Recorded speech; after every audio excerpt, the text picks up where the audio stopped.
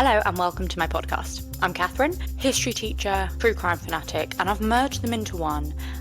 And this is my podcast, The Dark Curriculum. A warning before we get started, this episode includes so much stuff. Murder, mutilation, sexual assault. Yeah, bad. On the 7th of September 1940, after months of waiting for an invasion from the air, Black Saturday arrives in England. The first of 57 nights of continuous bombing. The Luftwaffe dropped over 20,000 bombs on London for the next 8 months. No one's lives were the same, but at the same time, life did, to an extent, have to go on. Precautions were put in place, strict blackout laws were enforced, windows were covered, headlights had to have special grates over the front of them to only allow a small amount of light to permeate through. A 20-mile-per-hour speed limit was put into effect so that there weren't loads and loads of crashes everywhere because there was no light on the streets. People were encouraged to stay home after dark due to how dangerous it could be, and there were wardens and police to enforce all of these rules. Now, one thing that was very important and is significant to our story today is that street lamps were dimmed, meaning that the roads and streets of London were very, very dark. Every night for 57 nights, air raid sirens filled the air and people ran to their Anderson shelters or to underground stations to keep safe. They did not know if they were coming out to their houses being destroyed, and more importantly, they often did not know if their family members would make it through the night. Their friends, their loved ones. Every morning it was, what are we waking up to? During the Blitz, it is thought that 30,000 Londoners were killed. The British government did everything that they could at this time to keep morale high. Whether that was always through good tactics or sometimes quite questionable tactics is to be decided. But what it did mean is that people largely went about their lives as normal. They went to work, they socialised, and they did what they could to support the war effort on the home front. But the blackout rules imposed that were intended to keep people safe did provide more and more opportunities for crime. Blackout meant that there was no nosy neighbouring and nefarious behaviour was not being watched and spotted all of the time. People felt that they were far better placed to commit crimes and the likelihood of being seen through the curtains was low. Additionally, people were struggling, experiencing periods of severe austerity. Food was being rationed, homes were being destroyed, and children were being evacuated to the country. People were absolutely desperate, and as we know, desperation leads to a rise in crime. The police force was also cut in half during World War II, as many men were on the front lines fighting. And a lot of the police who were at home, their jobs were to enforce the blackout regulations because, as you can imagine, the most important thing at the time was the safety of the country. During air raids, people left their homes unprotected and unsupervised, and they made their way into often very, very small public spaces that were plunged into darkness. This meant that there was an increased opportunity for sexual assaults, thefts, and their homes being burglarised. The severe bombing that rained down meant that a lot of London was left as rubble. The mess and the destruction meant that there were far more places to hide evidence and bodies. And it's hard to think that when people are going through this rubble to find bodies, that they would assume anything other than these people had been killed by bombings. Because at a time when the country was so vulnerable, the idea that somebody would want to hurt fellow British Londoners is so heinous. But it's true, and crime was rife. It was known that the police did not have the capacity into looking into missing people. Rubble was searched for dead bodies daily, and the police and their wardens would do their best to identify those who were killed. Those would be put onto a list for their loved ones or their friends to look through and to find if they were on there. Kind of the you don't want to know, but you need to know. But if someone went missing, police did not have the time and resources to find them, especially if there was no body. And so, if there was no body, there was no investigation. This situation created a hotbed for criminal activity, and the dark streets of London were not dissimilar to the dark alleyways where Jack the Ripper had hunted his victims, not even a century earlier. No. The case that I'm talking about today is a prime example of someone using the darkness to their advantage. And while there is no shortage of articles, books, and podcasts about this case, as an historian, never understood that. As a historian, I want to start with a very, very serious caveat. During World War II, there was heavy censorship on the media for a number of reasons.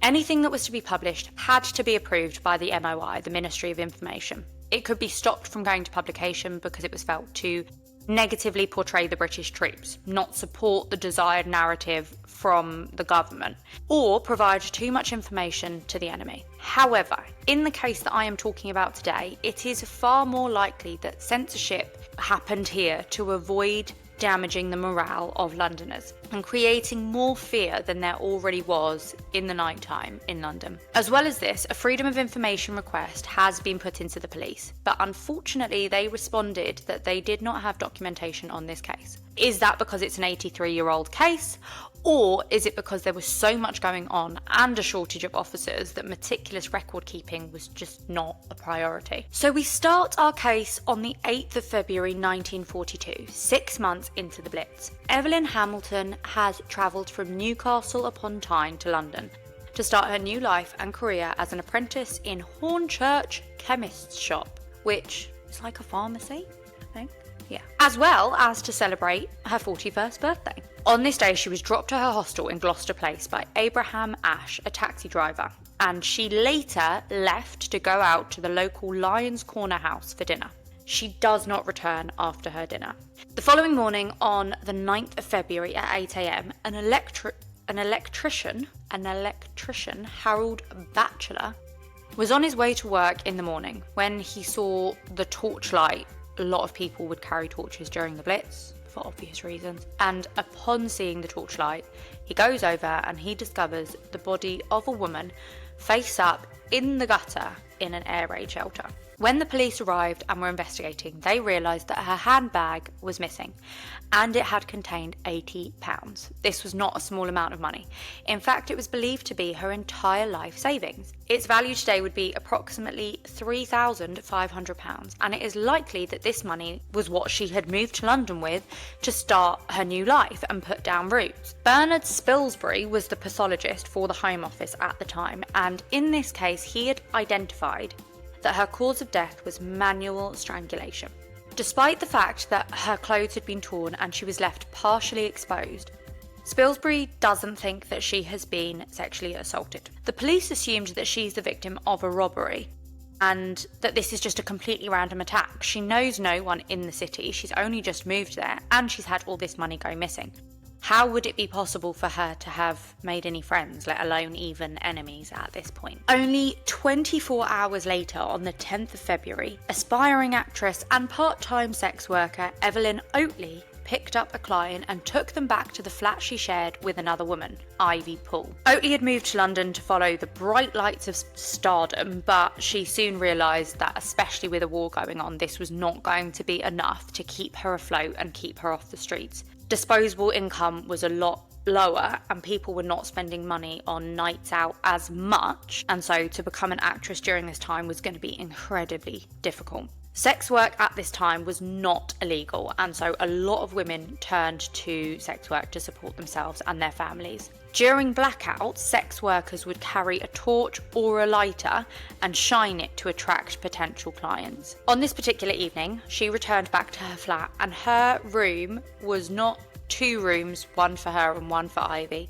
Her room was one room that was partitioned by sliding bifolds. What are they called? Like sliding screens. So you could hear everything through them. So Ivy noted that loud music was being played, and she assumed that that was because Evelyn had a client with her. So she didn't want to knock, she didn't want to disturb Evelyn or the client. However, the next morning, 2 men came to read the meter. Ivy let them in, and it was while they were there that they discovered the body of Evelyn Oatley. I don't know what meter readers do, so if anybody does know, that would be great, but I know that they look at the numbers and then they tell you your bill. So essentially, I'm guessing it's before smart meters to know how much you've spent on your gas and electricity. The scene of Evelyn Oatley's murder was utterly horrific. Not that murder and the murder of Evelyn Hamilton wasn't horrific, but this one was far more gruesome and violent. It was determined that Oatley had been strangled and had then had her throat cut with a razor while she was still alive. The killer's brutality had gone so much further this time. While she was dying, she had been abused with curling tongs, mutilated with a can opener, and had a torch violently inserted into her vagina. Spilsbury also performed this autopsy and again concluded that the killer was left-handed. This time, I do think it's from fingerprint evidence, because in this murder, he had left behind a fingerprint on the can opener that he had used to cut her. The fingerprint was discovered by Frederick Sherrill, who was the leading expert in fingerprinting at this time. Fingerprints had been in use to solve crime since 1901. It's not the process that we think of today. It's not, although I'm sure that's just on TV. By 1942, when these crimes were taking place, there were thousands of fingerprints on file for the Metropolitan Police and Scotland Yard. But they could not find a match to this killer, and it was a long and arduous process. And considering how quickly these murders were happening, first one 24 hours before the second one, it's not going to be a quick process. You're going to have to excuse the fact that I'm talking with a lisp. It's because of my wisdom tooth over on this side. So I have to talk out of this side of my mouth because I can't. It's like biting. So I'm lispy today. What can I say? While both Evelyn and Evelyn had been strangled, there was significant differences in the level of violence in these murders. As well, it was thought that the first murder of Evelyn Hamilton was a robbery.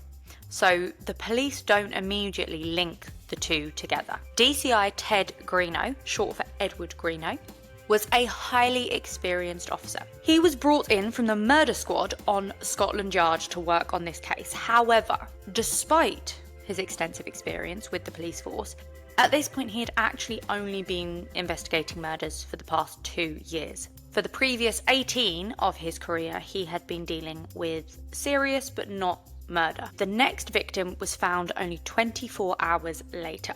Margaret Florence Lowe, also known as Pearl, was either 43 or 45, depending on which newspaper articles you read from the time. So most modern reporting seems to say that she was 43. However, I did find 2 articles from 1942 that said she was 45. So I just thought I'd throw that out there just in case. And she was a widow.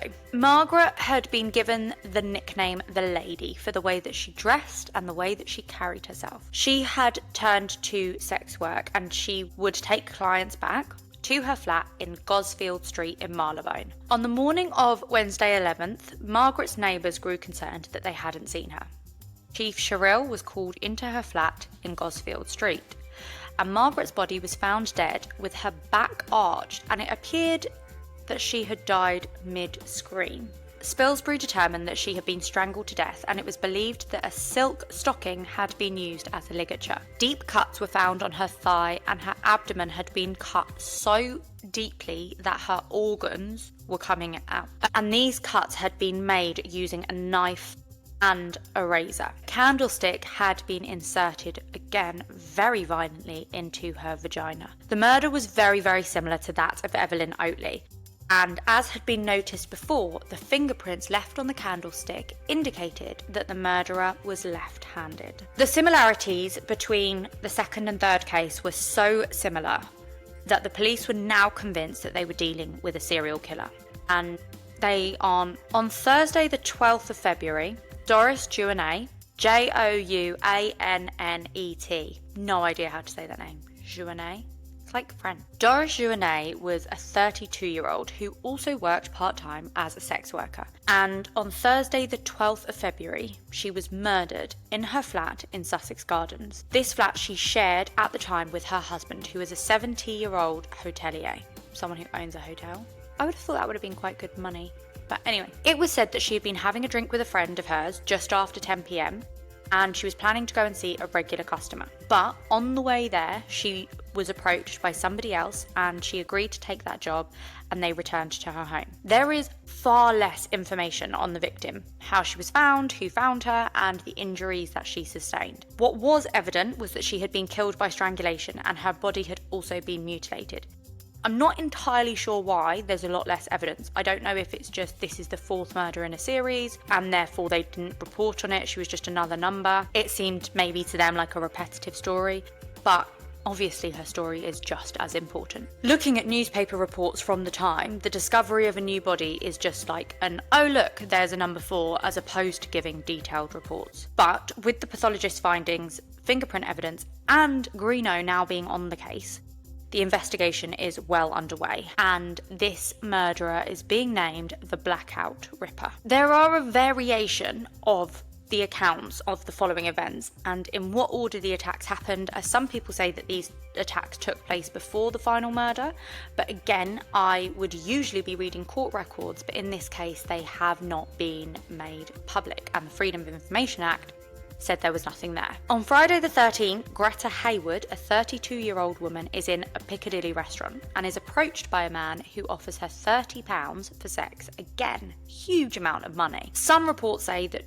she was dining with this man and they left together. Others say that he approached her without her knowing him. But once they had left, either way, the man became aggressive and attempted to sexually assault Greta. He pushed her into a doorway and attempted to put his hand up her skirt, but Haywood fought back. It did result in her falling to the ground and becoming unconscious. However, Friday the 13th, not so lucky for our killer, because while he was attempting to assault Greta, an 18-year-old night porter, John Shine, he may have had another job, as different places say different jobs, was walking past, and again, during the blackout, lots of people carried torches, and the light caused the killer to flee. But in his panic, he dropped his gas mask. Later, Greta would also provide a description to the police of a 5'7" man and having green eyes. That was the most amount of information the police had been able to obtain so far.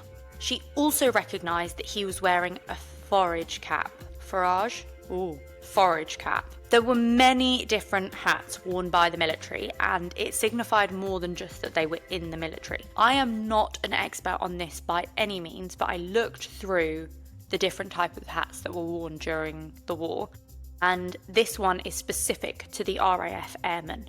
So they now have a key piece of information. On the same evening, according to some reports, the killer was not giving up so easily and continued to look for a victim. And near Paddington Station, he met and paid a sex worker, Catherine Mulcahy. One article calls her Phyllis O'Dwyer and another calls her Kathleen King, but I was not able to confirm which was the right one. I also think that there's a chance that some of these women had more than one name because of the nature of their profession, and they wanted to kind of have some level of anonymity and maybe have their home life, family life, and then also the life that they were working in this profession. Anyway, he paid her £5 for her services. When they arrived at her flat, the killer began their attack and attempted to strangle her. However, she was again not going down without a fight. And despite them being in a state of undress, she still had on her boots, and so she was able to kick him in the shins. Well done. And run. There is a lot of contradicting information on how the case progresses next. Some say that he left his belt behind, which was another key piece of evidence. Another article says that as an apology, the killer had given this woman another £5 note, which Greeno was then, not a £5 note, sorry, another £5 in £1 notes, which Greeno was able to identify the killer as he was able to trace the numbers and see who it had been paid to within the RAF. I cannot be sure of what information is true, or maybe it's like a combination of all of it. But either way, they now had 2 victims who had survived the killer. The police did not link the attack on Greta Haywood directly to the other murders, and they were looking at it as a separate attack, intending to prosecute for common assault when they found the perpetrator. From the piece of evidence, the gas mask that had been dropped, they were able to obtain a serial number, 525987. During World War II, every member of the military had a personal number, and it was quite easy to identify which part of the military they were in. So for example, 1 to 100 were a specific regiment in the Air Force. That is incorrect information, but you know what I mean. 101 to 200 was something else. This meant that they were able to pinpoint exactly who these items belonged to. Now, it is said that in some reports that the suspect had already been arrested because of his identification from the money given to Mulcahy and was then interviewed in Brixton prison. Other reports say that the serial number was how the police tracked him down. Either way, the police closed in on this RAF pilot, 27-year-old Gordon Cummins, with the intent of charging and trying him for common assault on Greta Hayward. Cummins claimed that he was innocent and that anyone could have picked up his gas mask and borrowed it. Now, I am not going to claim to be an expert on this next thing that I'm about to say, but it is purely speculation. The military is very strict and regimented, and it would be my assumption that during World War II, it would be more important than ever that soldiers, airmen, sailors were identifiable. And so the idea that they were accidentally picking up each other's uniform and equipment does not seem the most likely. However, I suppose the police would not be able to prove that this did not happen. It just doesn't seem like the strongest defence. So, Gordon Cummins had been born and raised in Yorkshire, the eldest of four and son of John and Amelia Cummins. His father was an assistant schoolmaster for a school for delinquents. That's the word used in the article, not mine. Cummins was educated privately in Wales and said to be very average academically. He was more interested in socialising than he was in studying. He went on to have a number of different jobs in Newcastle, Northampton, with none of them ever really sticking or offering much career progression. He had things like a tanner, where they would tan leather. Did they do that with urine? I feel like they did that with urine. Yeah, they used to. Don't know if they did it this time, but... Ugh. Eventually, Gordon Cummins ended up in London. While he was in London, he was known to enjoy the nightlife. He spent a lot of money and time perfecting the image of a socialite, and he claimed that he was an illegitimate child of nobility. And he attempted to maintain this image by changing the way he spoke and committing crimes such as theft and embezzlement to fund his lifestyle. But eventually, he enlisted in the RAF and was stationed at Helensburgh, Dunbartonshire in Scotland. While he was there, his life of partying continued. He was said to be very attractive to women. He was said to be very attractive to women, and they liked his manner and his looks. He would get people to call him the Count because of his claim that he was descendant from nobility. It was with the cover of darkness provided by the Blackout that he enacted these heinous crimes. Not only this, but as a serviceman in London, his uniform allowed him to move freely around the city. As well as providing anonymity, there were thousands of men in uniform during the war, so suspicious behaviour or witnesses to crimes would have really struggled to identify one particular individual. And also, people trusted the military. After all, these servicemen and women were risking their lives every day for king and country. Surely being approached by someone in their uniform would not have caused the same panic as another young man. But, as we have learned, serial killers do not have a specific description. Police initially found that Cummins had an alibi for this 6-day period of murders, as he was recorded in the booking out book as returning to his quarters before midnight each night. So a booking out book is a ledger for personnel, usually pilots or soldiers, on airfields or barracks to record when they left and returned. The main purpose was to know who was or was not on the premises at the time. However, why this provides an alibi, I have no idea. As, 1, it is a written book, so anyone can write whatever they want in it. 2, these women were not found immediately, and yes, they had methods to determine the time of death, and they were being used in the 1940s, so that's rigor mortis, liver mortis, and one other. There's 3. But anyway, they are not accurate. Even today, they are not 100% accurate, but less so in the 1940s, because a number of factors can impact the accuracy of the time of death. These women were found in different environments during bombing raids, and so there were a lot of external factors that can have impacted this. It also didn't become overly common practice for these methods to be used until after the 1960s. So saying he was back on his barracks by 12 p.m, how do we know he didn't commit the murders at 11? Anyway, the police must have had the same idea as me, as they do continue to look into Cummins, and it was later realised that airmen would often sign each other in and out, and Cummins had been known to use a fire escape to leave after stating that he was on the premises. Additionally, something that had stuck with and really irked Greeno was that there were murders committed on the Sunday, Monday, Tuesday and Thursday, but nothing on the Wednesday. While it wasn't the most significant piece of evidence, it had been noticed by Greenough. So when Greenough looked into Cummins more, he saw that on the Wednesday night, Cummins had been on duty and would not have been able to go out on the Wednesday night. Once his alibi has been established as anything but concrete, and his schedule has been explained, the other evidence just piles up against him. He was found in possession of a number of belongings from the victims. A cigarette case of Lowe's, victim number 2, and an engraved pen of Joanne, victim number 4. His wife, yes, he is married to Marjorie Stevens. Sorry, I forgot to mention that. He's been married for 6 years at this point. He had come home to his wife only to borrow money and let her know that he was going out for the evening. While he was away on the barracks, she was living with her sister, and so they weren't together all the time. But this did seem quite indicative of the type of person that he was, because even without being a monster, he's an arse. An absolute arsehole. He gets the night off and he spends it in clubs and paying for sex workers. With enough evidence, he was arrested. He may have already been arrested, this might have piled up, and then he was arrested for the other crimes. The final piece of evidence that I want to mention are the fingerprints and him being left-handed, because that has come up a lot. Like I said, it had been hard to construct a timeline of when these pieces of evidence have been put together, but a fingerprint had been found on the candlestick that had been forced into Margaret Lowe's vagina, and this was matched by Cheryl, that's his surname, he's not called Cheryl, our fingerprint expert, to Gordon Cummins once he was arrested. Additionally, Greenough noticed when he signed his name, Cummins used his left hand to do so, a key identifying factor, as the pathologist had reported with all of the murders